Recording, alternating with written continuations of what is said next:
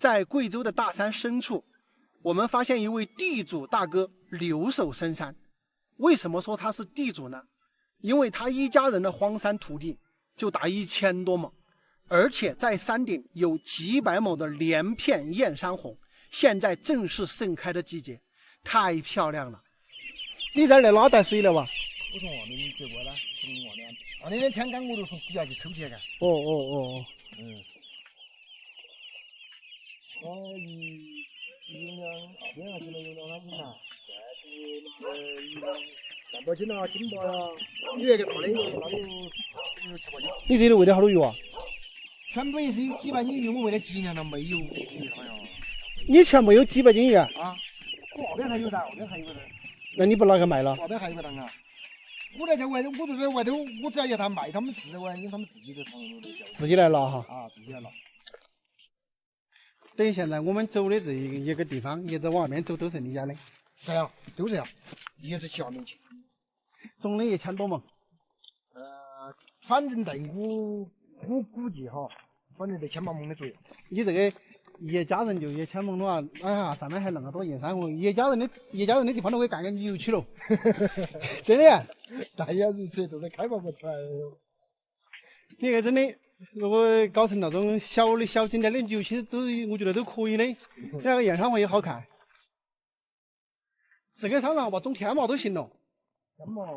天麻医生的都有。有医生的没了？有医生的。有医生的那就可以种天麻耶。以前多得很，以前的那天麻，以前他们出去天麻要找40-50斤。而且在那个杜鹃花林都种天麻也可以的，也好的嘞。可以噻，没问题的。人家这地方都行啊，人家办理杜鹃那边，他就是在杜鹃林都种天麻耶。宁夏经济吧，它就是那种的嘛，它有它既保护了生态，它又它又增加了经济收入。你就像那种小条嘛，那种杂碎，它没点经济价值。那我问你哦，哥，你单身呢？你之前没找过啊？地区条件，马哥都说了，那个地区条件差点了嘛，路也弄不到，现在没得路的，是不是？之前没谈过啊？谈是谈过，反正我要谈到我说的朋友，我往家里面带。哟，他说算了，你晓得，有的打了是人的这地方，他说我咋不做算了啊？还不是有又来一回事。你好大年纪呢？明年就50了。50了。明年就50。其实也还年轻的。老爷8岁也看得到，还有。还年轻。你这个光的人看不到，要用飞机看。如果在喂，特别是养殖和种植最适应的就是，但是我看好的还是种植，因为养殖风险高。养殖风险高哈。养殖的风险比。因为目前来看，这个交通好。你这儿交通，如果是从下面硬化路的地方通到这儿，大概好远了？2.5公里。2.5公里。2.5。我挖出来的现在是2.2的样子。等于说你们从江西搬过来13代都在这边住？都在这边。耶，怪不得以前来的时候这里没人的。没人的啊，以前没人的。以前那的海龙那个团粉，我们在这去团粉那个上的。团粉那天都是我们家的，后头他也老主人，晓得他那个赌钱买在那个哦。后头把底下海龙抱上的全部收完的，晓得牛自个把人家买在那个来耍样子。骑哪路啊？你指我了？就下个大弯。骑这个大弯弯，2.5都是啊？不，2.5不是的。骑这个弯弯。再弯弯，这个让我下来。然后骑这个大顶顶也是哈。这个大顶是。其实这里上去翻过去，就在我们那面，右手面那个大弯弯。你这个。山顶上还有几个潮州，还有几个小山顶。但是没路你上去。哇，朋友们，这位大哥真的是太牛了！他们家是从江西搬过来到这个地方已经是13代，而且是从江西搬过来之后就住在这个大山里。他们家的荒山土地何止1000亩啊，在上百年前可能几万亩。因为他们来的时候，这一整片地方是没有任何人居住的，后来陆陆续续的有人来住，那么其他的荒山才给了别人。他们家留了1000多亩，而且它这个地方啊，山里面有非常多的中药材，包括什么天麻呀、黄金啊、重楼啊、白及啊等等，很多名贵的中药材在它这个山里面都有，简直就是一个宝藏山林。而且在它的山顶上有300-400亩连片的这个映山红，你们来看看，非常之漂亮。如果说这一片映山红是长在平原地区啊，简直就是一个5 A 景区，你们说是不是？我们来看一下他们家的山林，他家的山林从我现在的这个镜头中，这一片映山红左侧整个山一直延伸到下方的峡谷底，这些山都是他家的，上千亩啊，真的上千亩，不开玩笑。这个大哥家他们现在是2父子，我一开始遇到的那个老人家呢，就是他的父亲。这个大哥他们2父子呢，现在是留守在这个深山里面的，拥有了1000多亩的荒山土地。他家里还养殖有几百斤的鱼，还养有一些鸭子。最重要的是，现在这个土豪大哥他是单身的，目前还不到50岁啊，49岁。我问他为什么年轻的时候没有结婚啊？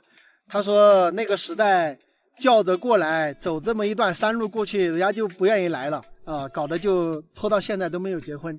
但是现在我觉得好时代来了哈，人们都愿意跑到山里面来看看山里的风景。所以啊，我觉得像他这样的土豪，现在想找个人结婚的话，是不是很容易？朋友们，我觉得这个地方是可以发展中药材产业。还有一种可能是把山上的这个映山红呢，作为一个小众景区来进行开发，我觉得是不错的。这个地方离我们遵义城区只有20公里啊，开车过来就是1个小时不到。所以说，我觉得开发成小众景区的话，非常非常的不错啊。开映山红的这个山上，离最近的这个映化公路是2公里的路程，步行的话其实也就是半个多小时。我觉得为了看到山顶的这种漂亮风景，走个2公里多的路，大多数人应该都是愿意的。所以说，我觉得这个地方的发展潜力是非常大的啊。第一个，发展中药材产业；第二个，可以搞养殖；第三一个，可以搞小众景点的开发。所以说呀，我觉得这个陈大哥他现在拥有的这1000多亩的这一片荒山土地，简直就是宝藏，特别是在现在这个时代啊。而且我们在交流中啊，这个陈大哥是那种非常直率的那种性格。我知道啊，看我视频的朋友很多人都在寻找这种好的地方，这里就非常不错。如果大家有兴趣的话，可以到这里来看一看哈。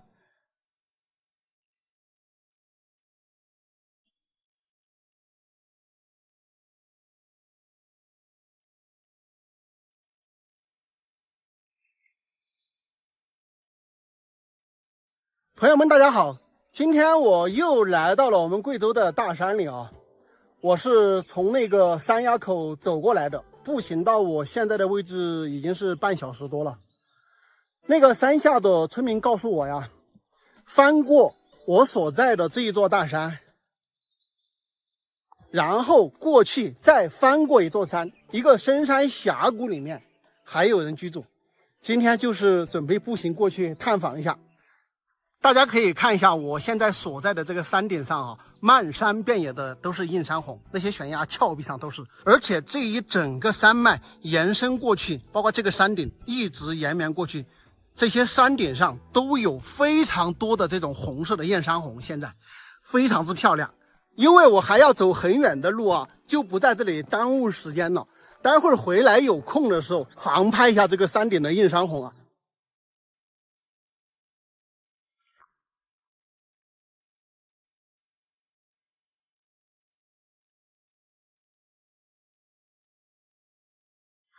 走到现在差不多已经走了40-50分钟，个把小时。当然今天这个路不累啊，它都是顺山走过来，而且路上到处都是映山红，一路美景啊，真的是感觉应该是已经快要到住人的地方了，但是呢又好像还有一会儿。翻过了几座大山了。大家看一下，我终于到住的这一户人家这里了，但是眼见着快到了，还得从这里下到这里去，然后从那里爬上去。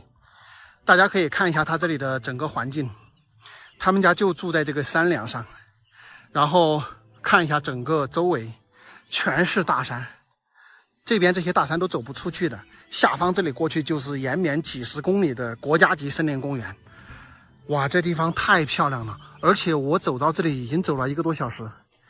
你们可以想象一下，这一户人家住在大山之中，而且还耕种了那么多的土地，我的天，这一个山梁上的土地他们都种起来的啊，目测看去都好几十亩地啊，太厉害了。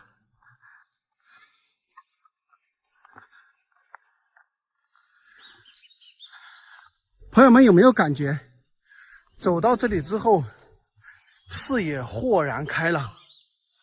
我没有骗你们吧，整个这一片山过去延绵几十公里，都是那种国家级的森林公园，太漂亮了。感觉这家养了好多狗，这今天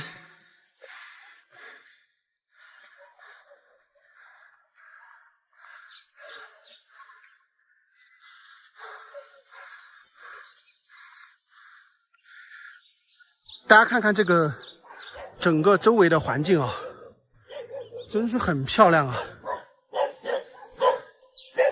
这个房子就是建在这个山梁上的。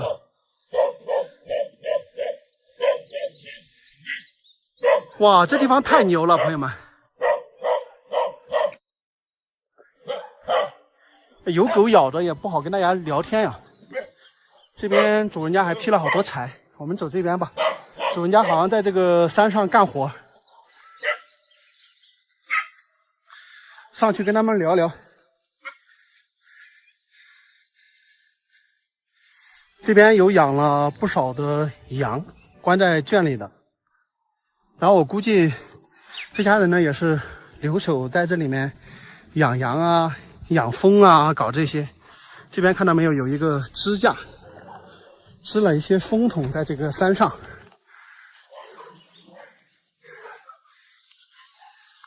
啊！来跳耍呀！嘿嘿嘿！哇，走到你们这里要走些时间了。今天帮我用粪点呢？哦，我看这个山上就在你们一家人哈。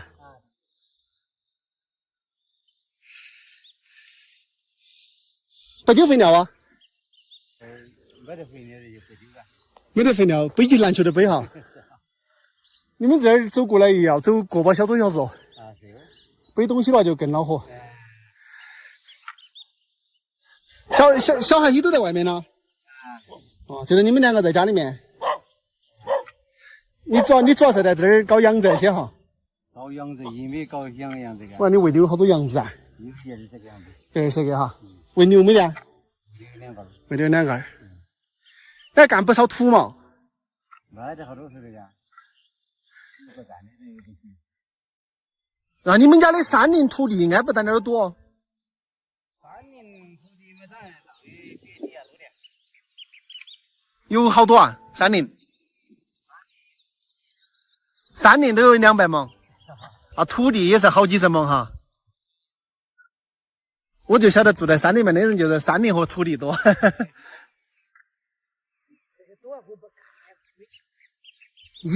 以后就是财富啊。这个山林那个要啊？哎，以后了噻，以人都死球了。山林那个要啊？现在你这自点儿没财的了不？等你这以后的事情，你到时候看到哦。那倒也是。你们在这个地方住了好多年了哟。都几辈人了哈。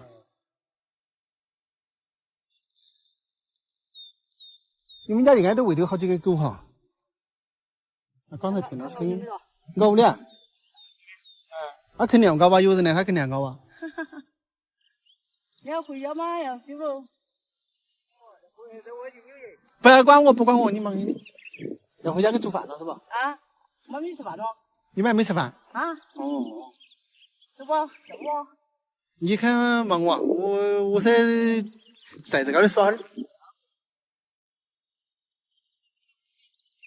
水带的有啊，这山里面都带的有水。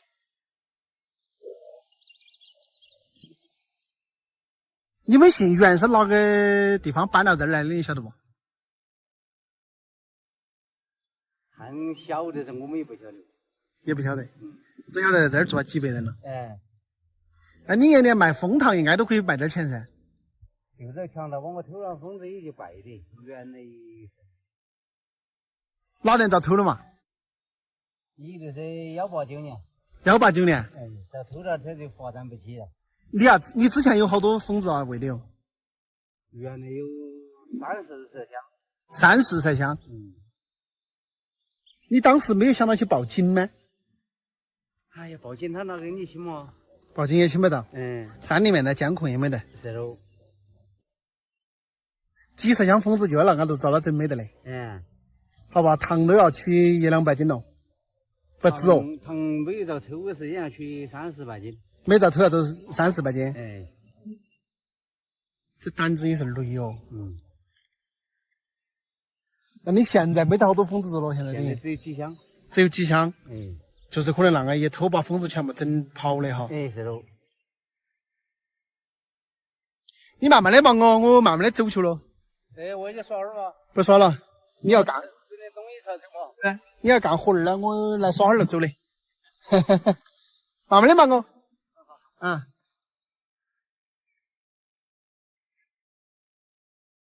这一户人家呀，就是居住着一家3口人，儿子个在外面打工，这里呢就住着他们老2口。这个大叔跟我讲啊，他们已经在这个地方住了几代人了。他们家呢有120亩地，还有100-200亩的山林。在2019年以前呢，他有几十桶蜜蜂啊，每年的话可以卖2-3万块钱。但是2019年的时候被强盗给偷了，把他的蜂蜜偷走了，把他的蜜蜂也偷走了。哎，这个强盗也是挺让人生气的，是吧？就这样一搞呢，就把他的蜜蜂给搞败了。现在只有几桶蜜蜂。现在呢，就是他们2个老人居住在这里啊，日出而作，日落而息，每天就挖一挖土，种一点地，然后养了20来只羊啊，生活也算是过得比较充足。除了要去集镇上买一些生活物资之外，基本上呢都住在山里。给你们这么一片土地山林，让你们隐居在这个大山之中，你们愿不愿意呢？在贵州关岭县的大山深处，眼前这条漂亮的河流叫做打帮河，位于黄果树瀑布下游20公里处。天气的干旱使得水位变少，河滩裸露。在这个河床上啊，我们发现了成千上万的石孔洞，大小不同，深浅不一，规则迥异，甚是壮观。这种现象到底是如何形成的呢？今天咱们就去一探究竟。朋友们大家好，现在我已经来到了这片漂亮的河滩，走，我们一起下去看一看。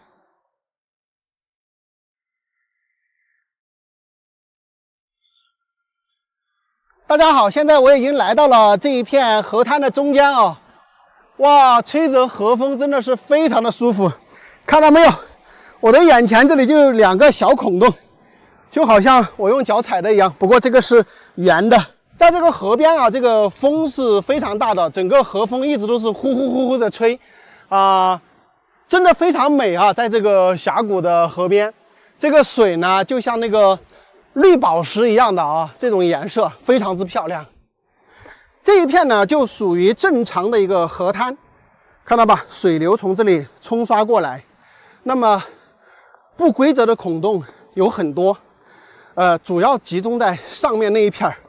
这一片的话感觉还不是太明显啊，主要是在上面那一段，我们到上面去看一下吧。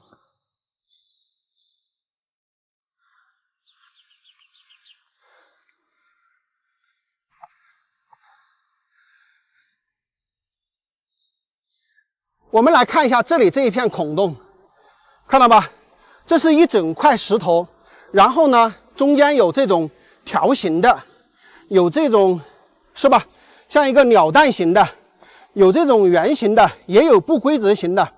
反正整个河床上的这些石头上呢，都是这种各式各样的、规则不一、大小的这种孔洞啊，非常的多。你看，经过了若干年之后呢，这里面还生长出了很多的鹅卵石啊。当然，这个石头呢，也是涨大洪水的时候，从上游呢不断的冲刷下来，积累在这个孔洞之中的。我们继续到上面去啊，上面有非常大的一片。这个孔洞啊，深一点的可以达到好几米啊，它的直径的话也有好几米宽。哦，那里有个百合。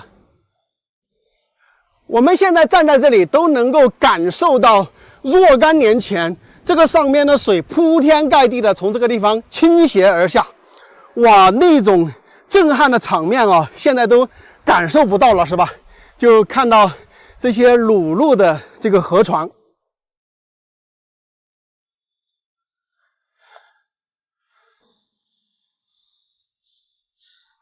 来看一下这一片河滩，非常漂亮啊，全部是这种不规则的这种岩石孔洞，非常之漂亮，非常之震撼。这一整片都是这样的，一直从这个地方往上游走，有5、6公里的地段啊，都是现在的我们看到的这种景象啊。整个河床就是坑坑洼洼的这种成千上万个这种孔洞啊。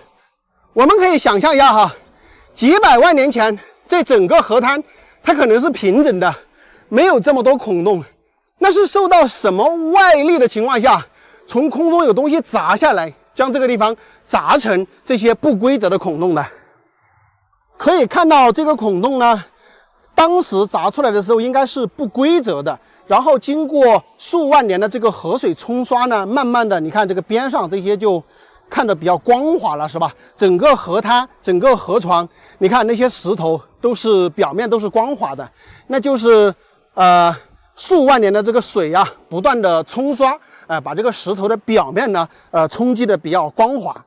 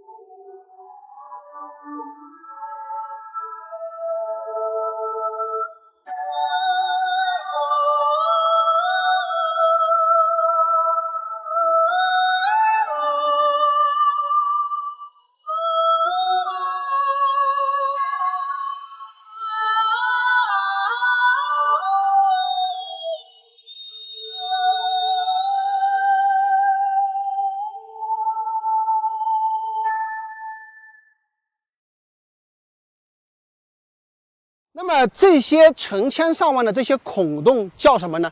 叫做冰臼。那么这个冰臼到底是怎么形成的呢？大约在300万年前呢，整个贵州都是被冰川所覆盖。那么这些孔洞呢，就是上游的冰川融水流过来，从这些缝隙中掉落下来，将这个河床砸出来的这么多孔洞啊。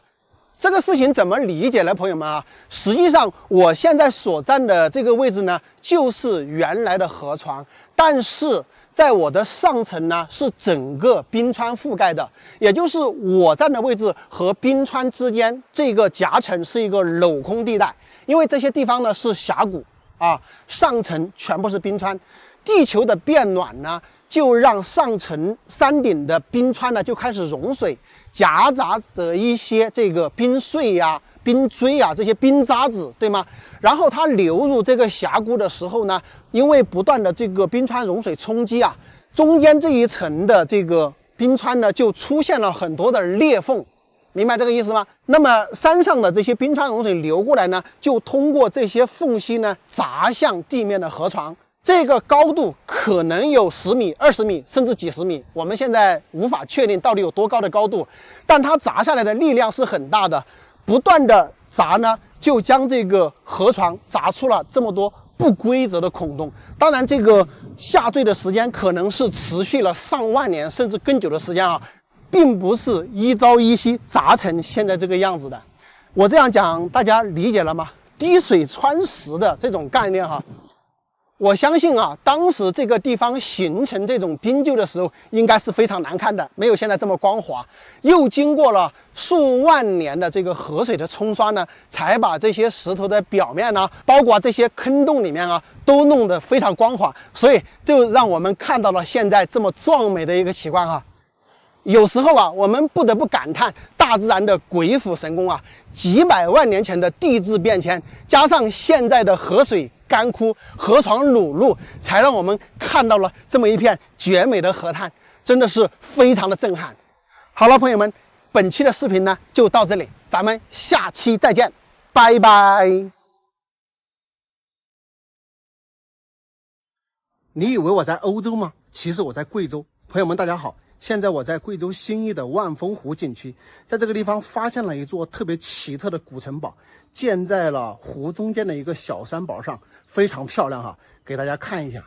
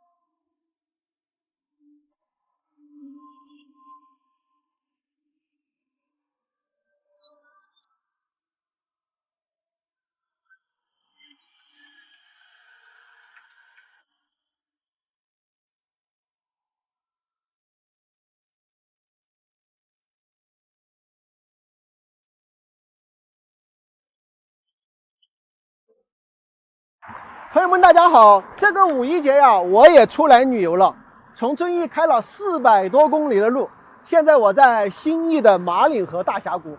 本来呀，想到这里来航拍一下美美的大峡谷啊，但是奈何这个地方现在是禁飞区，飞不起来。又一想啊，想到下面去看一看，但是现在又是这个枯水期，对吧？而且水源也比较小嘛，所以说我就不打算下去了。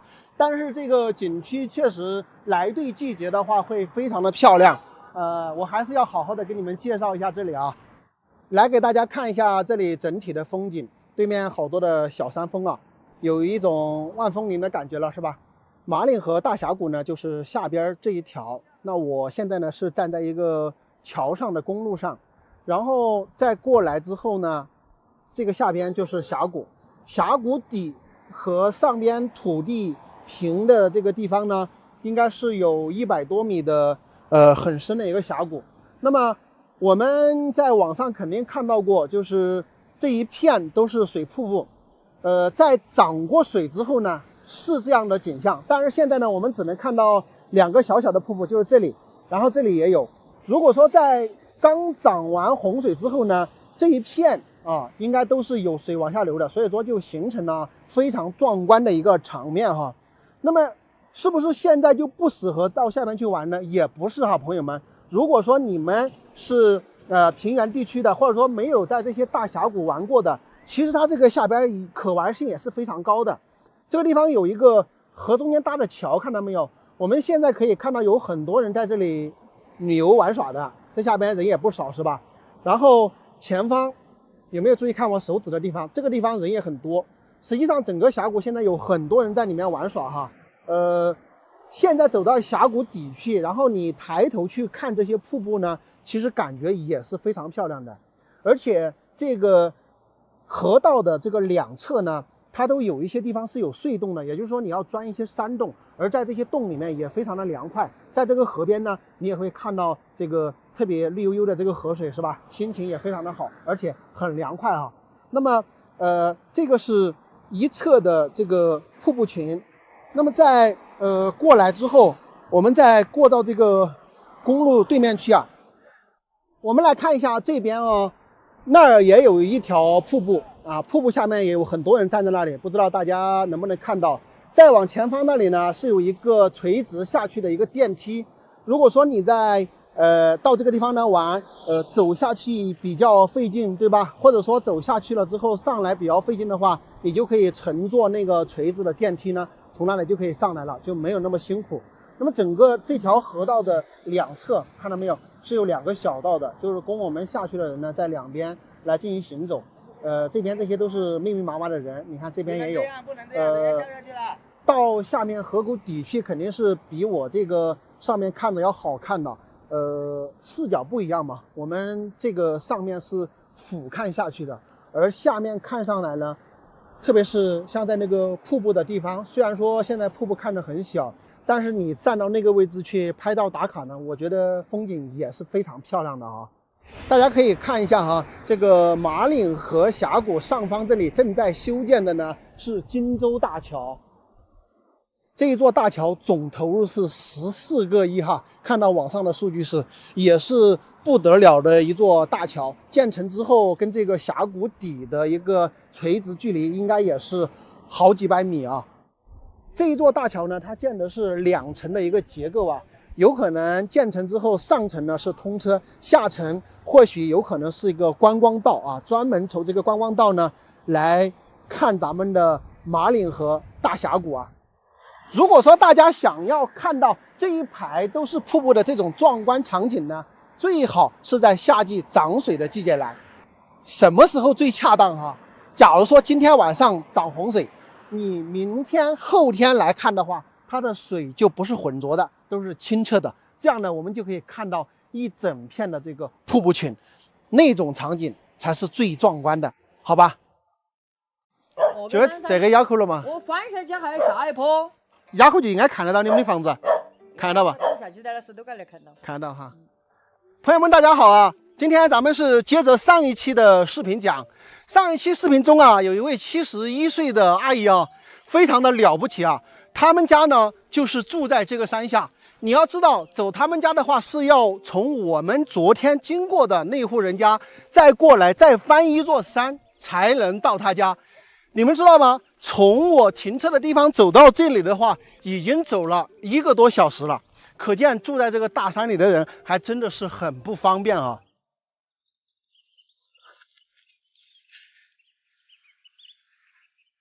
在这个位置呢，就能看到阿姨家的房子了。那个阿姨呢，她是姓袁，那么71岁了。她现在是1个人住在那个地方，而到她这个地方呢，步行需要1-2个小时啊。我们现在听到没有啊？有2只狗在那儿汪汪叫。阿姨呢，因为没在家，她在我们上一个视频的那户人家那里，好像是做什么事情，所以我们就不过去了。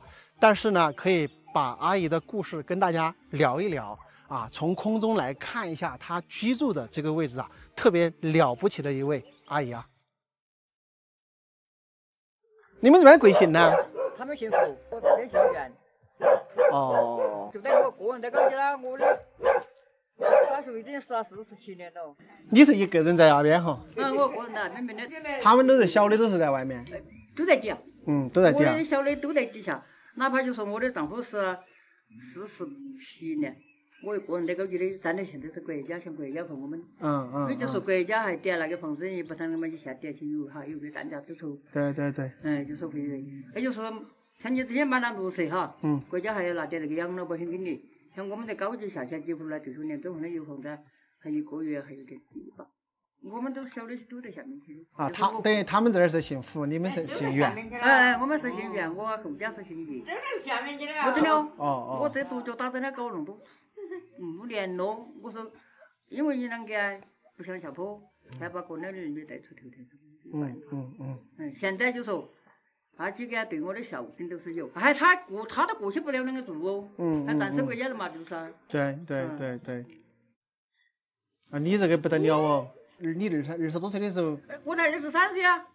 你23岁的时候，他就过世了。啊，电打死人嘛，在下坡去啊。那你有几个小孩呢？一样2个。一样2个，你23岁都有4个娃儿。我10多岁就结婚了噻。10几岁就结婚。啊。然后等于过世了之后，你才23岁，等于你们老公就过世了嘛？是了吧？你23岁就把娃儿错过了，就把这几个娃儿带出来。那大的给他交了几年书费。还要当老师啊？这现在没有了。那你这个真的不得了啊！那他人给他只好抢人给办噻，只有一条路走噻，是不是哈？你不会说把过年小的甩起噻？那肯定。当时没有想哈招一个进来吗？没事的这种，反而是个负担，是不是？哦。那等于你们的父母应该也不在了噻？不在了，双方哪里户都不在的，走了几十年了，都走了几十年。啊，都是你在家里面伺候走的吧？是吧？你这个。我后家的郭子兄弟都往前头去了，都去了5、6年了，还不是只我个人。你这个前半段命比较苦，后半段有享福。都是想国家富，我跟你说，我讲个另一辈还是想国家富，人家大家他都贫困了，你去那个想啷富？哎，现在倒不存在贫困难，他们自己要带自家娃儿哈，也不容易。是嘛。现在都不容易。那我去过那个就得去，那下去去他们看看，他们打个电话就来街上头碰外面那就行了。啊，其实还有些你年纪大的，然后跟他们那个一起合适呀，各方面不行，也整不到一块。是，我跟你说个道理。你还年纪大的要吃软点，年轻的要吃硬点，吃的东西都不一样。是嘛？22、23岁就当家，一个人拖弄大个家庭，还要带几个娃儿。我说现在的娃儿是20多岁不懂事的哦。他这个我最赞成。懂事不懂事。比起你那个时候，他现在简直就是个娃儿，现在20多岁。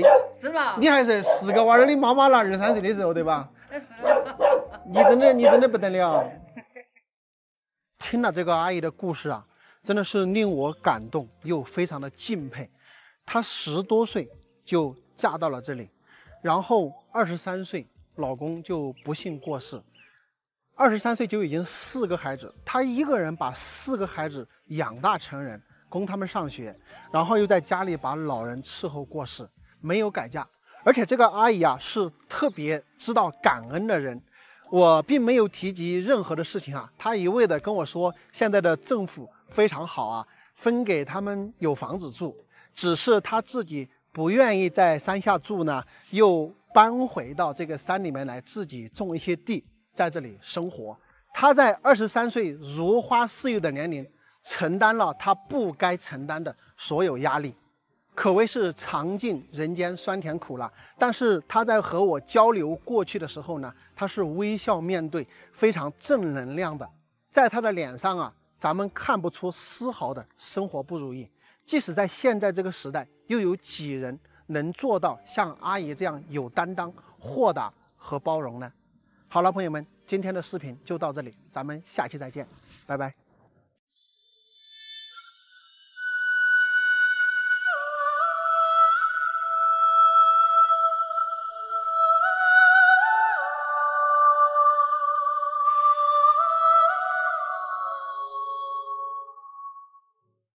在贵州的大山上，我们发现了一独户人家。从最近的公路步行到这里需要走好几公里。住在这里的几位老人家呢，还在耕种着大面积的土地啊，非常的勤劳。朋友们大家好，今天我又在我们贵州的大山里面来了哈。从这条小道一直走上山去，山上呢还住着一户人家。听下面的村民跟我讲啊，可能要走4、5公里才能走到他们家。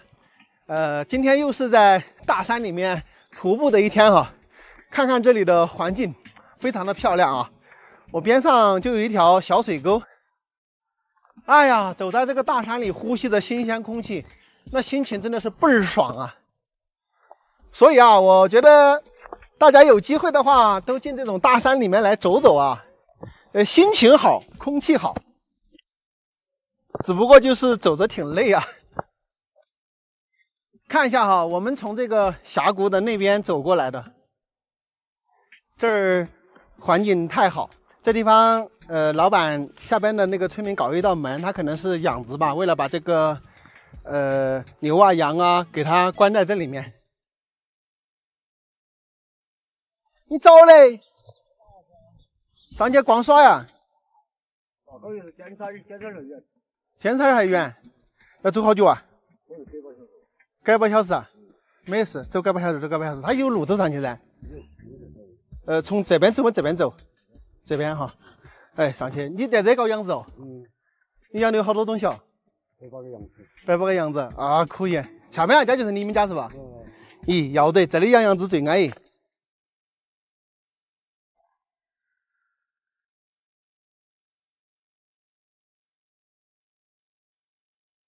那，还跑嘞！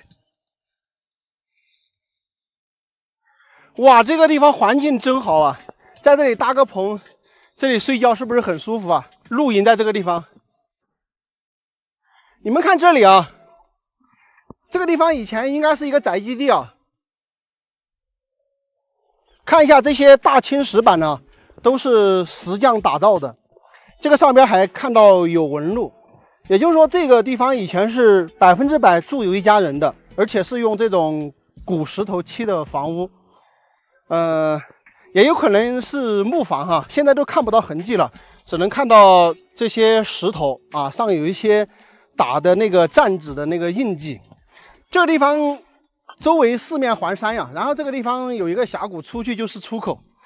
其实这里的环境位置非常的好，如果现在的话，可以的话，再在这个地方建一个房子，在这里居住的话，绝对非常爽哈！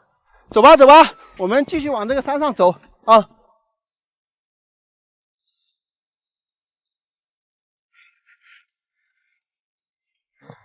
太累了，朋友们，这个爬这个坡都要爬好久。看一下这个石头，像一个乌龟露头一样，我骑一下，真的特别像一个乌龟。然后呢，把这个头露出来了，你看一下这边，它是隐藏在这个山里面的，看到没有？这个地方是一个乌龟头，这里是它的乌龟背，然后过来，哇，这个石头好神奇啊！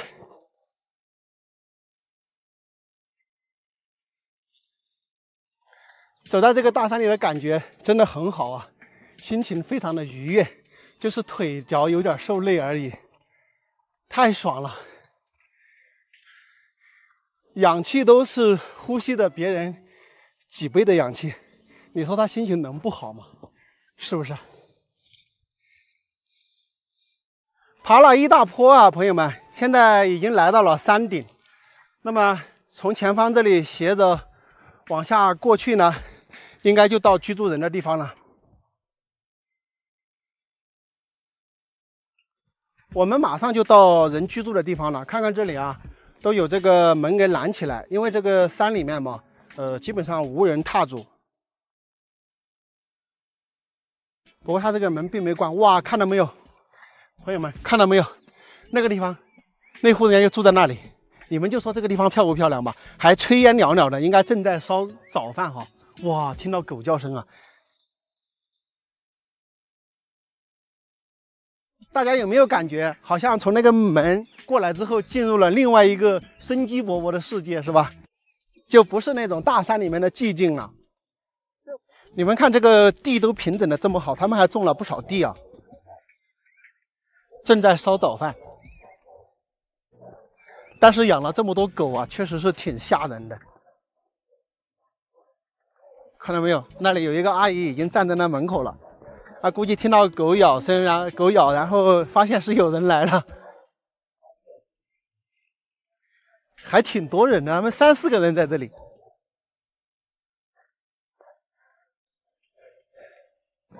一看这家人也挺讲究的，你看看这个，从房屋出来的路，然后这个地都平整的这么好，这个路也搞得特别的干净。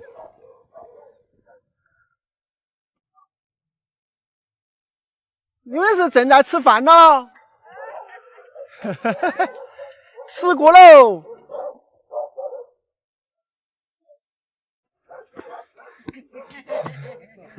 你们是一大家人呐？你们这是一家人是吧？都是。哦。我们曾毅俩来跳耍呢。啊，你养了好多狗哦。头鸡的哈。哦。你们正在吃饭哈？你们吃没得吧？吃了。你要哈都给累。可以从外边走上来了吧？他可是坐车的。车子可以开到那个下面啊家，那个杨子啊家哈。对。曾毅呢？真的啦。你们两个今天没有搬下去啊？哎呀，高子底下去，估计哪都要用钱。买根村都要用钱，没办法了，只好来高就得到。只好来高点得到。你底下肯定有房子噻？有房子哈。只是你没想到这儿来住。我们那个高地本来高地就是老家哟。这里是老家哈。我在那边呢。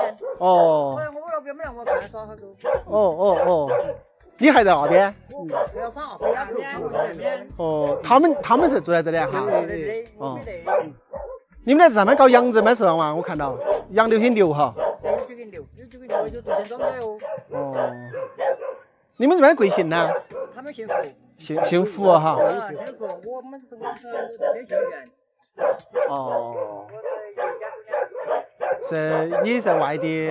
不是，我们到那边到放个丫头。哦。你们这上面的人应该都是搬下去了的，然后你们又回来哈。是啊，底下都有房子，国家那么房子。国家有房子的哈。有空调的哈。啊，为了两颗狗哈。4颗。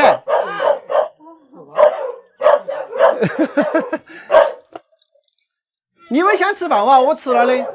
你们先吃饭，我站在外边转会儿。不怕累，不怕苦，还在这么在干啥？哎呀，我们喜欢干耍。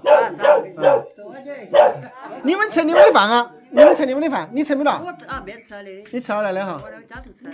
哦。啊？吃嘞。哦。老人家87了。你贵姓哦？贵姓哦？姓胡哈。古月胡了吗？你们这有几家姓胡啊？就是你们一家？我们家。哦，是哪这个地方搬来的？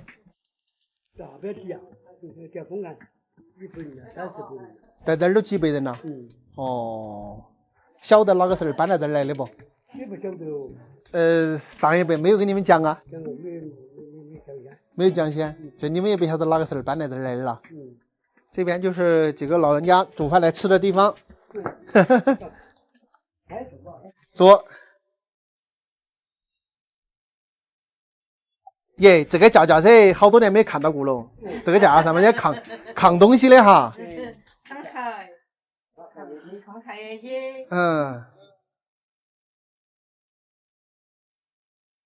对，这里这家人就是你们3个人哈。3个人在这儿。我的小的嘛在底下了嘛。你的小的也在底下。你70岁哈。哦，我就是看你啷个都没得不像80嘛。你看你70岁，但你70岁看你有点像60岁左右。60岁的左右哈。看你60岁的左右。你们做了好多徒弟啊？现在有。你做一个就是没做好呀。有可能有20亩哈，差不多没得20亩。哦，我看你还喂有几个牛是吧？哎，你土啊些都是用牛了。哦，你们肥料些都在自己从底下背上来哈。是啊。哎呀，背好多包肥料啊？背个包吧。背个包包肥料就可以了哈。也是自己给背上来。现在今天要干活不？要不。你们想干活，你们要忙啊。那我想往这边走嘞。好啊。不说了，走了。不说了，不说了。你们不用管我，我只去逛哈。你们吃了饭该忙你们的活儿就行的。哎，不说了，不说了。这老人家非常的客气啊。要走了，留我在那里玩一下。但是我看他们要干农活，我就慢慢到山上去转一下吧。这个地方环境真的很好啊。他们这里现在是3个老人家住在这里，年纪大的呢87岁了，但是他是没有结婚的。另外2个老人家呢，他们的子女都在山下边呢也有房子啊，就是他们年纪大了，他不愿意在下面待着。我发现山里面的老人都是这样，对于他们来说，有可能在家里边种一点地，住在老家的房子里，对他们来说或许是一种幸福生活，是吧？我们可以看到他们房子的后方是有太阳能，那么他们现在照明是用太阳能。以前这个地方肯定是通电的，但是后来整体搬迁呢，所有的人呢都搬到县城里面去了。那么像这几位老人家呢，他们县城也有房子的，就是年轻的呢都是居住在下面，就是他们可能不太习惯在这个城市的生活，所以呢搬出去几年之后呢，又返回来在这个大山里面来种地啊。像70、80岁的老年人呢，他们从小就在山里面长大，也跟这个土地相伴大半生，对吧？你让他突然之间离开大山呢，他们确实是不习惯。还有就是搬到城里面和年轻人住一块呢，这个饮食啊各方面其实都不太协调，所以他们更愿意再返回到大山里面来，在这里过这种特别清静的生活，然后再顺便种一点地。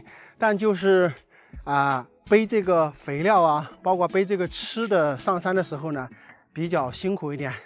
70、80岁了还要去背100斤的肥料，是吧？从这个山下背到这个住房的地方来种一些这个庄稼哈。有的朋友可能又担心老年人住在山里，万一生病了怎么办啊？其实现在我们贵州这边这一块大家都不用担心，老年人住在山里呢，他们随时都是在跟村里面的乡村医生是有联系的，一旦有什么不舒服，然后就可以打电话给乡村医生，乡村医生呢是会给他们送药上来的。现在这个我们农村的所有的配套，包括这个国家的这个政策都非常的到位啊。你不管你住在哪个山旮旯子，是吧，都是跟上面有联系的。所以大家不用担心说这个生病了、买药不方便了等等问题。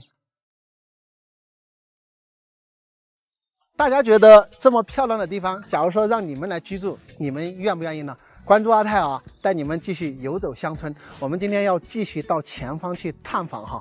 喜欢这样的乡村视频，点一个关注，下期咱们继续更新。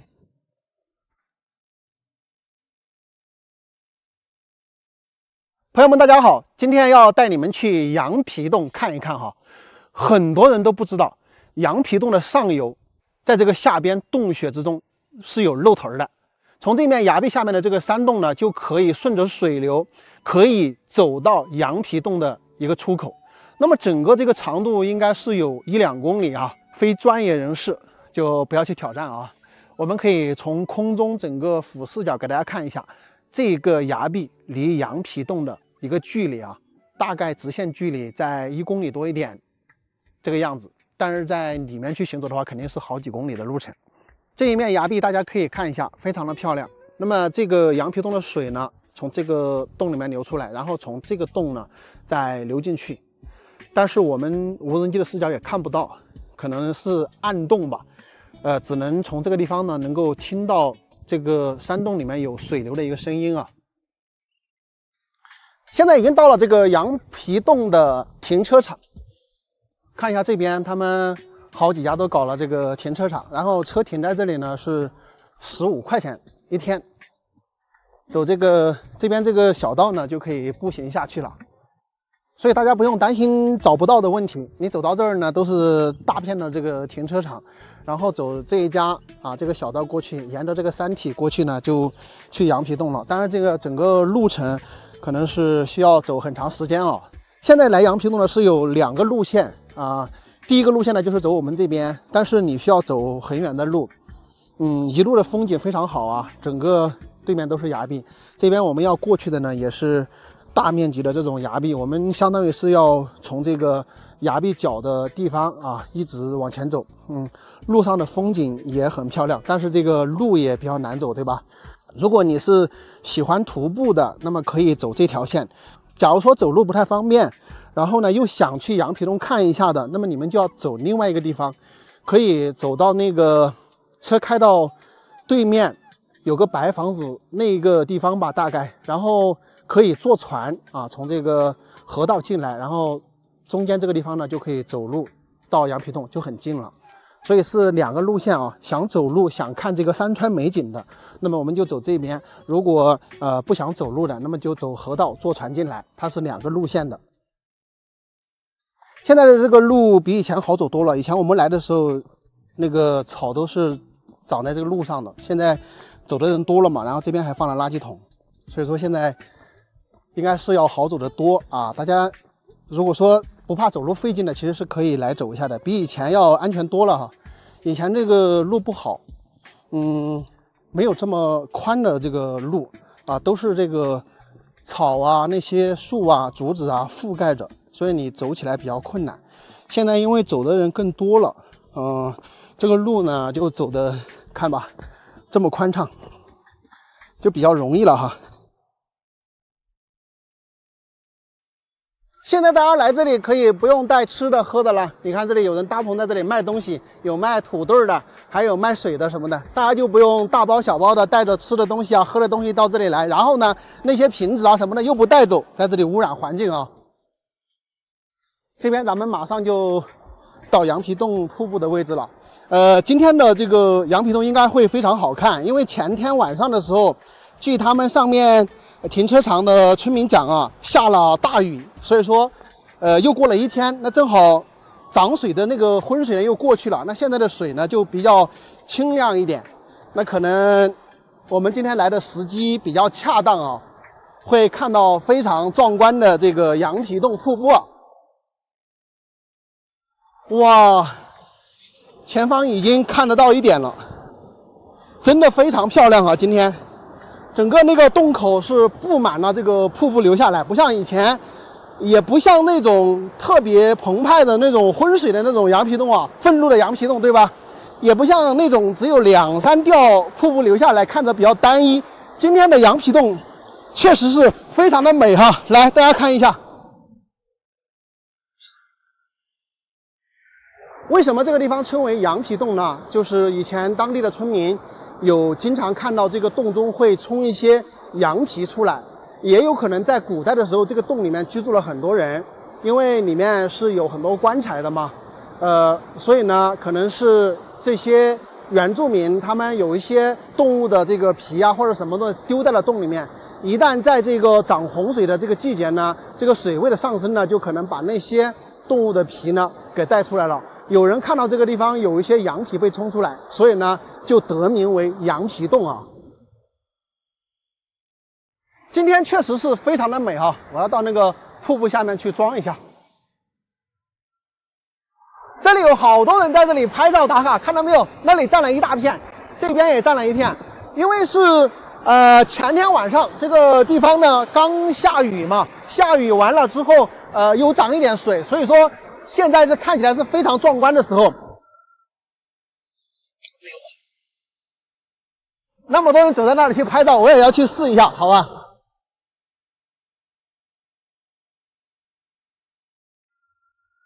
现在我又站在这个最高的这个石头上啊，在这个石头上拍照打卡的话是最爽的。这个雨雾啊，从这边不断的飘过来，拍打在脸上，非常的凉爽啊，夏季会非常的爽。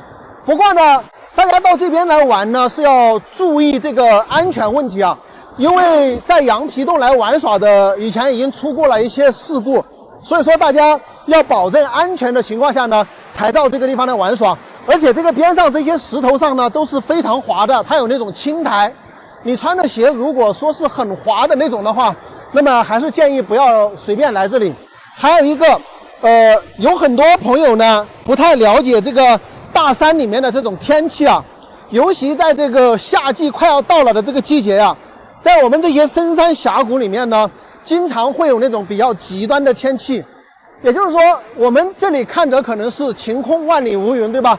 但实际上这个峡谷水源的这个上游呢，很可能在下大暴雨，所以说会短时间内涨比较大的洪水。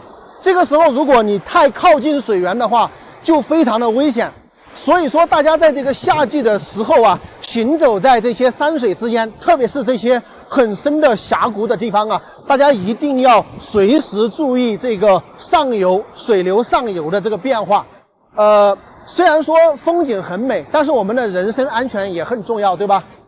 像羊皮洞呢，我是几年前来过的哈，那个时候来呢，真的是比较杂乱脏，到处都搞得挺脏的。这一次来呢，就感觉很好啊，没有看到有什么的垃圾，然后路上呢，可能当地也摆了一些这个垃圾桶啊之类的，整个路道看起来非常干净。这个生态环境呢，是需要大家共同的去维护的，所以说大家来这里游玩呢，一定要文明一点。如果说有垃圾呢，自己尽量还是把它带走，不要来破坏了我们这个羊皮洞这么好的风景，大家说是吧？这个地方呢，真的是难得一见的那种野外美景啊，而且呢，并没有开发。我们来到这里呢，只需要在山上的时候花15块钱的停车费，把车子停在上面就可以了。整个这一路下来，就看这种山上的这个野景，非常的漂亮，而且不需要任何的门票啊，朋友们。好了，今天的视频呢就到这里啊，我们现在呢就要开始准备爬山回去了，回去得1个多小时，非常累的哟。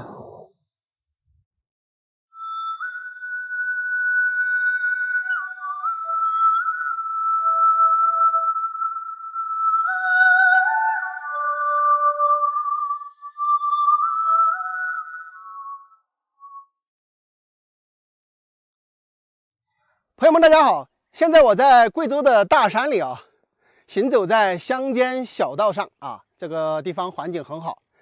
在这里呢，发现了一个特别奇特的建筑，就在我对面这个山顶上，貌似建的是一个养殖场，旁边呢有一个崖壁高高翘起。我觉得这个地形呢有点特别，养殖场建在山顶上比较少见。我用无人机飞过去给大家看一看这个地形。咱们无人机飞过来之后啊，发现这个养殖场已经是废弃了，而且这个建设的规模还比较大哈，整个山顶上啊都是建的养殖场。为什么又荒废了呢？那今天阿泰呢就跟大家聊一聊这个事情。我们来看一下这个地形，养殖场建在了山顶上，整个四周呢都是空落落的。通常这种地方啊，一般都会作为建寺庙来使用啊。建房子建在山顶上是比较少见的。农村建房啊，都讲什么左青龙右白虎，前朱雀后玄武，对吧？我们来看一下这个房子，它的左侧这个青龙山确实是非常非常的大，但这个山呢是主龙脉山，也就是说建在这里的这一户人家，他想去靠这个青龙山呢是比较难的。但是它的右侧是白虎山，而白虎山呢正好是露头的。有句话是这么说的：宁愿青龙高万丈，不愿白虎抬头望。这个地方的白虎山是抬头的。那咱们再来看这个建房的位置。那么整个房屋它是建在山顶上，这个房子的后面呢，它是一个低下来的一个垭口，也就是说这个房屋的后面整个是空的，在后面的这个山呢，其实它也靠不了。那么这个养殖场它建在山顶上，大家首先想到的肯定是用水问题。对，这确实一大问题。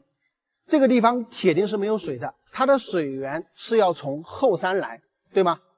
而这个地方呢是在山体的中上部，而且呀上面还住有那么多的人家户。你想一想，我们的用水肯定首先要满足居民用水之后才会给到养殖场。一旦遇到大天干的情况下，这么大的养殖场需要大量的用水，这个用水一定是个大困难，大家说是不是？那么再跟大家说一说最后一点，我们可以看到啊，这个养殖场后山呀住了非常多的人家户，而这个养殖场是建在了后山这些所有住户的象山靠台之上。你想一下，养殖场是一种什么地方？肯定是不怎么干净的，对吧？而这个看台，实际上呢是后面的大多数人家户的一个出路，明白吗？你在人家的出入看台上建一个养殖场，我觉得这肯定是不太妥当的，大家说是不是？以上我的分析纯属胡说八道，大家不必当真啊。那么朋友们，这个养殖场为什么会荒废呢？欢迎大家在视频下方留言评论，说出你的观点。今天视频就到这里啊，拜拜。朋友们大家好，现在我在贵阳开阳的大山里啊，今天要带你们去看一个特别像世外桃源般的地方。这个下方呢有一条江叫做清水江，我是需要爬到那个崖壁上啊，向对面看呢才能看到那个地方。这儿呢我来过一次啊，待会儿我到那个地方看到那个场景呢，应该很多朋友就知道了，是不是？我现在是要从这个位置爬山，然后爬到那个崖壁上啊，再往对面看呢，才能看到那个地方啊。这个地方呢，就是上这个崖顶的唯一的一个小道。那么，可能是之前老百姓砍柴的一个路道啊。我是怎么找到这里的呢？是通过三维地图，大致的可以判断出，只有这个上边的小山头上才能看到我们想看的地方，所以说呢，通过三维地图加上这个定位啊，才到这里的。刚刚我就是要开车经过那一片松树林，拐弯之后呢，到这里，然后从我这个下方爬上来。这个地方呢，已经像是原始森林的感觉，因为公路上基本上没什么车走了，所以说呢，很少有人现在会踏足这里啊。只要到达这个山头上，我们就能很清楚的看到那片世外桃源般的地方，真的是非常漂亮啊！每当我要走这里来的时候，都会走这里来看一看。看到没有，朋友们？就这个地方，哇！现在这个清江怎么会矮下去这么多呀？比我上次来的时候矮下去了一半。我们所说的世外桃源般的地方，就是那个地方，太漂亮了，是一个在半悬崖养殖娃娃鱼的地方。这个地方人根本就去不了，只能是坐船啊。而这个清江河道呢是没有船行走的，所以说我们基本上去不了。而且这个主人家呢，他好像也是隐蔽在这里吧，不太愿意有别人去参观。所以说呀，想要看到他这个地方呢，我现在所站的位置其实是唯一的观测点。你们看一下，每个山上可能都没有我这个位置好，因为我这个位置呢也是最好上来的地方。那么就是把车停到这边啊，这边山下有一个公路，对吧？停到那个地方呢，从这个山上爬上来就可以了。其实不要很多时间，只要差不多5-6分钟就能上来啊，非常非常的近。真的是我认为最像世外桃源的一个地方啊。我们现在用这个无人机飞过去啊，给大家近距离的参观一下。现在这个清江河的这个水位啊，感觉比我上一次来的时候低下去了好多，最少也是有个5-6米的一个高度啊，有可能还不止。什么是世外桃源，朋友们？就是别人去不了的地方，只有你能去。你说它这个地方，如果你不坐船过去，你到哪儿也去不了啊。因为整个养殖场的四周都是悬崖峭壁，仿佛这个养殖场就是镶嵌在这片崖壁之上的，真的非常的壮观啊！整个我感觉看着这个地方就比较惊叹啊。我们可以看到它养殖场这一片的周边全部是崖壁，只有它这个地方有一个土堆，那么正好上面呢，它建了这个养殖场。哎，你说这个有时候天时地利人和很重要啊。很多老板啊，就算他发现这个地方，他也不见得会想着在这个地方建养殖场啊，对不对？因为只有这么一点地方嘛，而且下方都是土堆，没准经过若干年以后呢，不断的这个瀑布的冲刷，可能泥土不断的流失，或许再过个50年、100年，这个地方有可能都不存在了。大家说是不是？我们看到这个江边这里啊，有一艘小船，这一艘小船呢，就是这个养殖场进出的唯一的工具了。我们注意看啊，这个小船的边上还有一个楼房，上一次来的时候是没有的，全部被这个江水淹没的。你看现在这个江水的下沉啊，这个楼房就显现出来了。这也就是以前住在江边的人的房子啊。或许啊，这个地方在上百年前就有人居住，那么也有可能这个老板呢，他本身就是居住在这里的，或者说居住在这里的这一户人家是他的亲戚或朋友，要不然也不可能找到这么绝佳的位置来做这个养殖场。这个养殖场里面养殖的呢是娃娃鱼和中华鱼，娃娃鱼呢是养殖在这个外面的这些池子里面，它养殖的就是中华鱼。哇，这个水质啊真的是太好了，养殖出来的这个中华鱼，也说那口感肯定是非常非常好吃。不过很遗憾，它这个地方养殖出来的中华鲟也好，娃娃鱼也好，好像都是出口到国外的，我们就无福消受了。我就问你们吧，这么绝美的地方你们喜不喜欢？我要是拥有这么一片地方的话，那就真的是太爽了。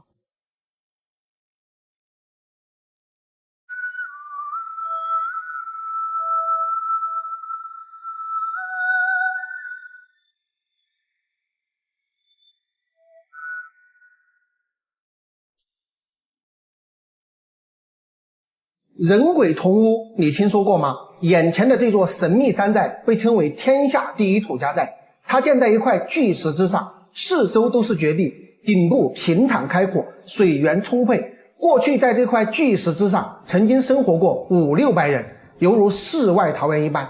大家从空中看，榆木寨的地形像不像一个点将台？在这座寨子里有2座庞大的墓葬群，代表着那个时代的财富和权势。其中有一种独特的丧葬习俗，叫做人鬼同屋。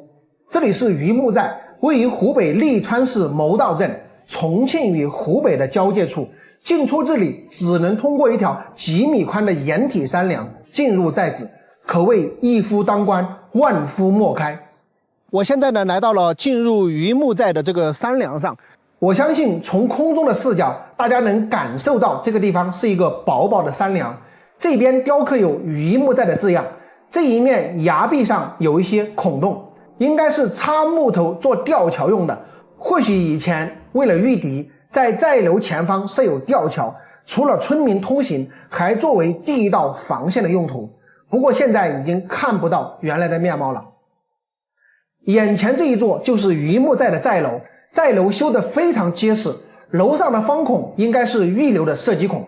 在这个地方把守啊，两边都是悬崖峭壁，还真是一夫当关，万夫莫开的气势。寨门也非常的厚实，在冷兵器时代有人把守的情况下，想要攻破此门谈何容易。通过寨楼往前走没多远就到寨里，榆木寨居住的全部是土家族人，至今还有20多户在这里居住。这里有人鬼同屋的习俗，他们崇尚厚死薄生。什么意思呢？就是自己可以在艰苦的环境下生活，但对于死去的先人则要厚葬。他们认为先人可以庇佑后代，因此榆木寨中最神秘的就是古代的墓葬群了。其中最具代表的就是橡子墓和双寿居，一个代表权势，一个代表财力。其中双寿居就被称为人鬼同屋的代表。今天就带大家去看一看这2座神秘的墓葬。穿过寨子左侧的一片松树林，我们就来到了橡子墓。该墓为土堆墓，占地约60平方米。墓前刻有同治5年的镂孔雕圆弧形墓碑，碑高3米，宽2.8米，上面刻有主人姓名、生卒和人物细纹形象浮雕。橡子墓是榆木寨墓葬艺术的典范代表，它的寿葬碑是3箱3层4柱的楼阁状，最上层是一个方形的龛顶，4角翘檐，象征着墓主人的身份不一般。第2层主体为神龛，上边刻有皇恩宠赐的字样，四周是双龙抢珠的透雕装饰，神龛内外布满浮雕，非常的漂亮。底层是正拱门通向墓室，两侧刻有千秋功名成语录，一生笑傲寄烟霞。墓主人橡子因乐善好施而被朝廷赠赐9品封典，官虽不大，但名声显赫，是当地权贵的象征。离开巷子墓，我们来到了寨子上，看到2栋超大的四合院，但并不清楚这是什么建筑。走到下面，遇到一位老人家，非常的客气。他告诉我，这2栋四合院是之前大地主住的地方，也是寨子里最有钱的人。后来被赶走之后啊，房子就空下来了。当然，现在被作为文物保护起来了。老人家非常客气，告诉我他家就住在这里，偶尔有游客来，也给游客做饭。言谈之间，我也有一些饿了，就叫老人家给我做了一碗面条。他还专门去地里采了自己种的小青菜，别说这面条真是好吃，我一口气就吃完了。老人家很讲究，房间里收拾得干干净净。不过呀，老人家也跟我聊了，说外地游客到乡下来呀，看到我这一老太婆煮东西，怕是好多人都不敢吃哦。我说你放心啊，现在的人啊都很好，况且你这么爱干净，人家肯定是愿意来的啦。大家说是不是？告别了老人家，我们来到了双寿居。没错，这里就是人鬼同屋的地方了。该墓是墓主人生前修建，1866年开始修建，1869年完工，耗时3年多才修建完成。双寿居为院落式墓葬，有廊有院，共3门2进，占地100余平方米。穿过侧门来到墓碑前，就能看到双寿居了。这是2位老人合葬的墓，从上面的双寿居字样就能判断出来。墓地紧挨着屋子，俨然一座小型的宫殿。碑上雕刻的一部分是忠孝典故，一部分是本地风物。墓碑雕刻非常精美，碑分3层3箱，底层嵌镂空雕，上层刻防狼物语、龙凤花草、人物细纹，共90余件。每到逢年过节呀，子孙都会把饭菜摆放在墓碑前，和祖先共饮共餐。这一户主人为何要修建这人鬼同住的墓地呢？听刚刚煮面给我吃的老人讲啊，其实这家人在当时来讲并不是很富裕，只是一个富农。大家知道吧，按以前的分级啊，富农上面有半地主富农，上面呢才是地主，所以说富农比地主是要低2个级别的，并不算富有。只不过墓主人本身就是石匠，所以才修建了如此豪华的墓室。当初把墓地修建在房子边上呢，或许是为了更方便作业，也说不准。怎么样，朋友们？如果让你来居住在旁边的房子里，你有没有这个胆量呢？因为时间关系啊，今天我就只能带大伙儿逛到这里。榆木寨还有山阳关、亮梯子等等古迹，距离寨中都比较远，而且路不好走。据说亮梯子是一根一根的木料插入崖壁孔洞中，做成梯子，逐节攀升上崖壁，犹如云梯一般直上天际，脚下就是万丈悬崖，没有任何的保护，非常需要胆量才敢来行走啊！如果你有兴趣，可安排1整天的行程去挑战一下。我是阿泰，关注我，带你看遍乡村美景、人文风情。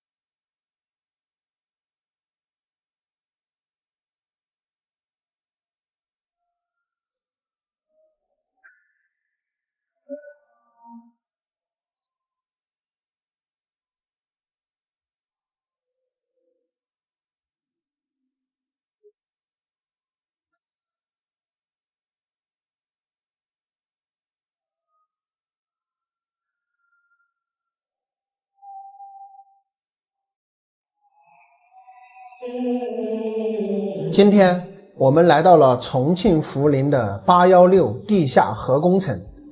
在2002年之前，没有人知道山上这根150米高的烟囱是干什么的。上世纪60年代，国家决定在大后方西南地区建一个核工厂。经过多次考察论证，选址在重庆涪陵的白涛镇。1966年，6万多人接到这项神秘任务，随后消失在这大山之中17年之久。为了保密，白涛镇的地名也随之从地图上消失20年。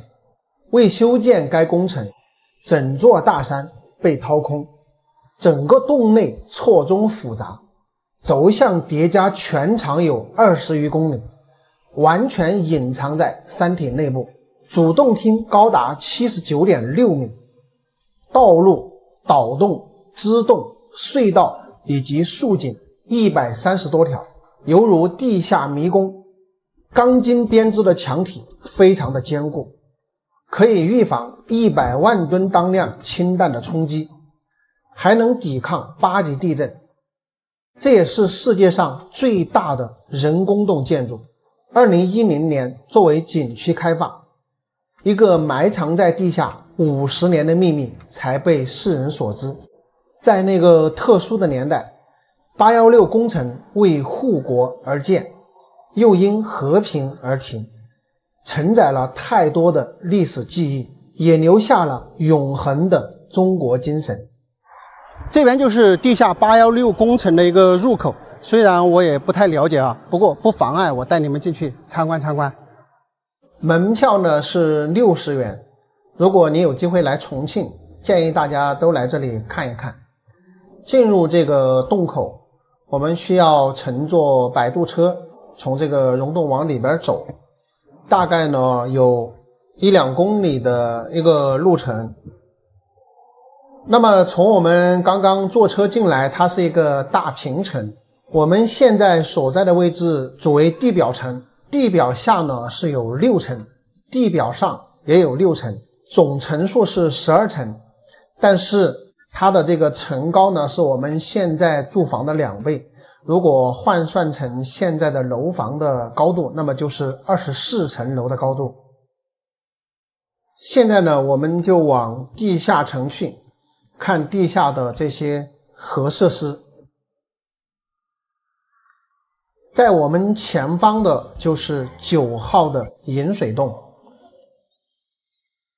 9号引水洞长3公里，是整个工程的供水系统，主要作为冷却用水，供给反应堆3回路使用。这也就是为什么这座核工厂建在乌江边上的原因，因为它的用水量是巨大的。这个呢就是1:1仿制的我国1965年爆炸成功的第一颗原子弹的模型。这个房间里是816工程的一个展厅，来这里大家可以详细的看。101工号是816工程的最大洞室，也是主反应堆所在地。按它的工艺流程，上下共有12层，其中核心区域是3楼反应堆锅底，就是我们现在所在的地方。我们可以看到锅底上方呢有很多的小圆孔，一共是2001个，是安装核燃料棒的插槽，与8楼反应堆的堆芯2001个圆孔呢形成一一对应。反应堆经过中子的碰撞与能量交换过后，会产生3种物质。核反应堆一旦运作起来，它的核辐射是非常强大的。一旦核反应堆出现状况，那么人要全副武装，经过这个小门进来进行检查，而进来所待的时间最多就30几秒，立马就要出去，而出去的人呢基本上也是活不长的。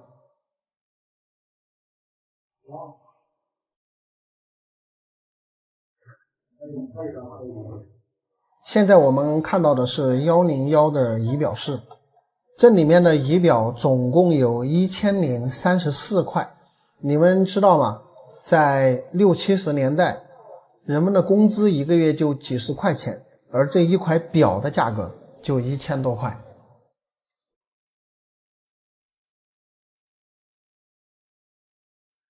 现在我们来到的是8楼的反应堆大厅，大家有没有看到这些亮管的下方这些圆孔？它跟3楼的反应堆锅底上边的那些孔洞是一一对应的。也就是说，整个中间这一个区域，它从第1层到12层全部是贯通的。这个顶上呢有2根大梁，这2个大梁呢就是用来吊装下面所有的设备，而这2根大梁每根的重量都是100多吨，直到现在为止也没能搞清楚在这个狭窄的空间100多吨的大梁是如何安装上去的。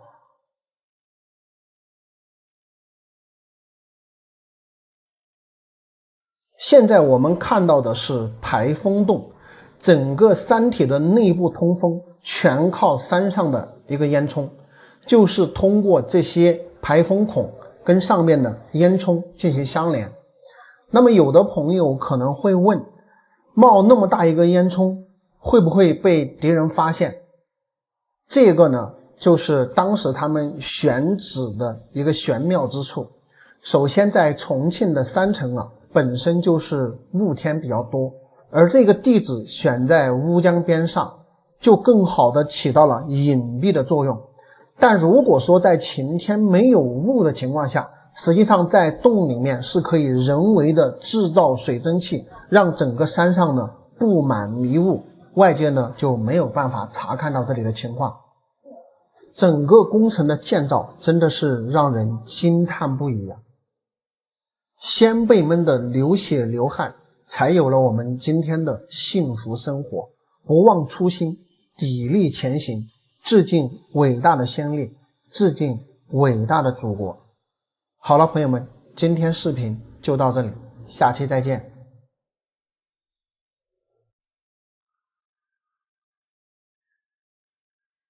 大家好，现在我在湖北利川蒙道镇的唐田下这个地方。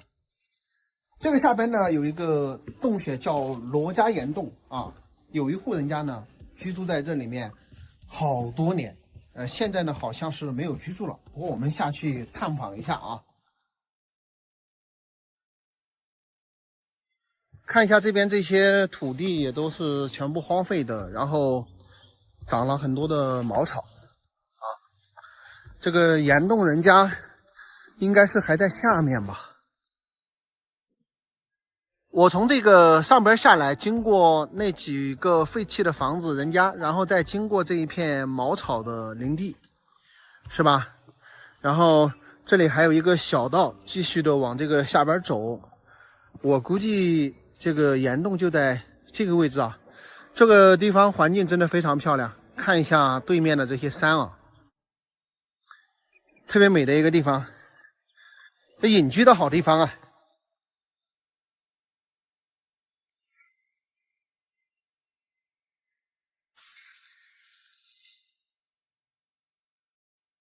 这一路上去全部是这种石梯，他们当初装这个石梯的时候，我觉得也挺费劲的吧。哎，走到这里之后，发现有一道门，这地方感觉好复古啊！来来来，朋友们看一下，像一个山寨门一样啊！走到这里之后，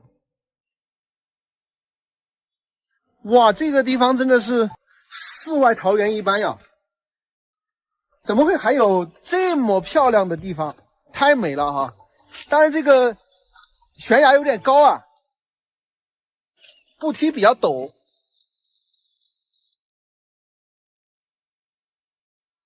这么漂亮的地方怎么会搬走了，不在这里住了？我有点搞不懂啊！住在这里多爽！到了吗？是到了吗？好像是到了哈。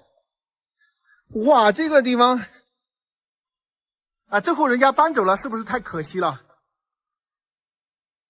上边还有水流下来啊，雨大一点的话，可能还会变成这个瀑布，是吧？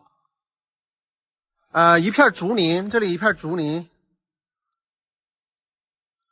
继续过去，可能还在前边。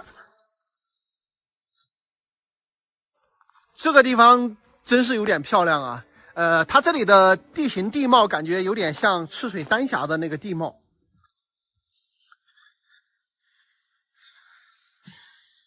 就是这个房子，我们可以看一下，这个地方好阴凉，然后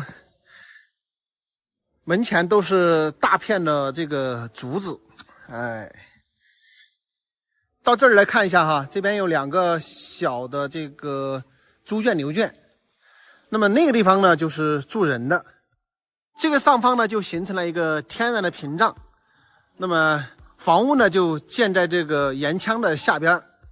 而且房屋都没有顶的，可能是拆掉了吧，以前可能有顶。它这个地方啊，主要是这些步道都搞得很好啊，离上面的公路大概是1公里左右，但是它都是铺上这种石梯的，所以说我觉得还挺方便的了，生活在这里。走上去也不远，大概就1公里左右就可以到公路，对吧？我们来看一下这个房子啊。它就是镶嵌在这个岩壁的下方啊，严丝合缝。你看这些地方严丝合缝，大家有没有看出来呀？这个房屋全部是泥巴做的，也就是土墙。可能你们看到那些是砖，但那个砖呢也是泥巴来敲成砖之后呢，把它晒干，然后再这样把这个房子做好的。所以说它整个房子的结构就是泥巴啊，加上一些这个木料。这边呢就叫做罗家岩洞啊，还是历史建筑，应该是超过100年了。这个地方啊，个人感觉真的很不错，适合隐居的一个好地方，住在这儿非常的清静幽静。然后上方呢还有水滴下来，现在因为是干旱的季节嘛，如果说在夏季的话，可能就是一个水门帘啊，妥妥的一个水帘洞的居住所。非常的漂亮，这个就是他们喝水的水缸，看到吧？这接得满满的，然后这水源就从这个岩洞里面流出来，这就是他们喝的水。这个水真正的山泉水啊，绝对是超级好喝的。这里挨着一排都是水缸，但目前用的喝的水呢，就是那口水缸的。这个地方呢，就是放了两块这个石板，这儿呢就是洗衣台，我们可以看到这个石头上呢都有点光滑啊，估计就是一个洗衣台，长期搓衣服。这里是一个迷你的小猪圈，这个猪圈搞得像古建筑一样的，看吧，很小一间啊，我感觉猪长太大了，都有点转不动，都是喂猪的。这里这几间都是喂猪的，感觉以前他们家呀，应该是养了好多的动物吧，养的猪啊、鸡啊。现在我们都还可以看到地上有好多的鸡粪。这边呢放了2个石磨，这是磨粗粮的，一上一下2个。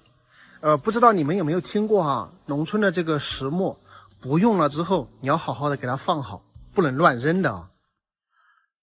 这个地方虽然说叫做罗家岩洞啊，但实际上住在这里的这一户人家呢是姓王。我刚刚从上面村民那儿了解到，我也问了村里面70、80岁的老人，他们也说不清楚这个地方建了多少年了。以前居住在这里的人呢，就是一家8口人，是姓王，不是姓罗。虽然这个地方叫罗家岩洞啊，也有可能在王姓之前是姓罗的，对吧？我在这儿转了一会儿了，我发现它这个大门建的比较特别啊，它是歪着开的。我们普通的大门啊，正常建房子的大门呢，它就是正开的，对吧？而它这个地方呢是歪开的，不知道这个有什么讲究没有啊？你看大门的一个位置，它这个下方的石头是侧着摆过去的。这个地方留出来了，我看大概有1.5尺的这么一个位置，然后把这个门呢给它斜着开的，这就正儿八经的是一道歪门。那么为什么建房子要用歪门呢？如果说在一些大一点的古村落啊，我们会看到很多的这个歪门邪道，它的那个目的呢，可能是预防别人一眼就看到他家的中堂，或者说是冲的那种感觉，对吧？但是一家人住在这个岩洞中，这个门也是歪着开的，这我就不知道怎么去理解了。大家有没有明白的？它这个门为什么要歪着开？这边这2间是堆杂物的，这个位置好像可以走进去一下，让你们感受一下这个房屋的进深啊。其实它的整个宽度很大的，这个里面都很杂乱了东西都堆得乱七八糟的，包括上面的东西也坍塌了，所以整个已经是荒废了好多年了。那我们说了，它这个是进深是2间，你看，所以说整个进深是比较长这地方也是以前养牛的。那么大概整个房屋从这个外面这个大门这边开始往里面延伸呢，应该是10米到10多米的这么一个进深的空间。我觉得这一户人家居住的地方真的非常的舒服在这里住了上百年的时间，最近几年又搬走了，我觉得挺可惜的。假如说是我的话，我肯定不会搬走大家有没有人喜欢这样的地方居住大家可以在视频下方留言评论想来看一下的也可以来看一下，真的是特别适合隐居和清静的一个好地方如果说你厌倦了城市的喧嚣生活，想要来大山感受这份宁静，这个地方是非常不错的一个选择。